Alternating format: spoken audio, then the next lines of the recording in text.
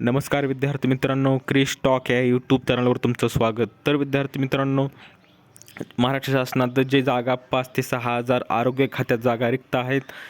जसं की जिल्हा रुग्णालय, उपजिल्हा रुग्णालय, सुपर स्पेशालिटी हॉस्पिटलमध्ये जे आरोग्य खात्याचे जे पद आहेत, तर त्या पद जवळजवळ खूपच रिक्त आहेत. आणि त्याबाबत आपण जे भरती बाबत जे महाराष्ट्र शासनाचे जे आरोग्य खात्याचे मंत्री आहेत त्यांनी जे सांगितलेलं आहे, तर त्याविषयी आपण भरतीबाबत आपण माहिती पाहणार आहोत. तर माहिती पाहण्याच्या अगोदर विद्यार्थी मित्रांनो, तुम्ही जर चॅनलवर पहिल्यांदा आला असाल तर चॅनलला सबस्क्राईब करायला विसरू नका, जेणेकरून सर्व लेटेस्ट अपडेट तुम्हाला लवकरात लवकर या चॅनलवर मिळून जाईल.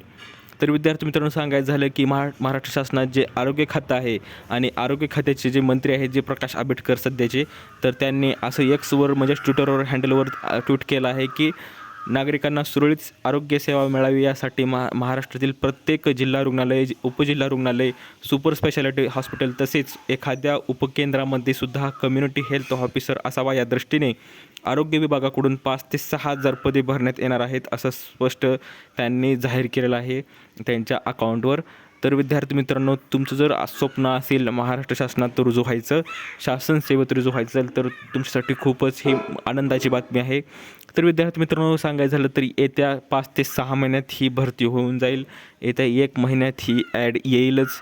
तर अजून जर ह्या आरोग्य भरतीबाबत तुम्हाला म्हणजेच अपडेट आली तर तुम्हाला लवकरात लवकर कळवेनच, अशी ही मी ग्वाही देतो. त्यासाठी तुम्ही आधी चॅनलला सबस्क्राईब करायला विसरू नका.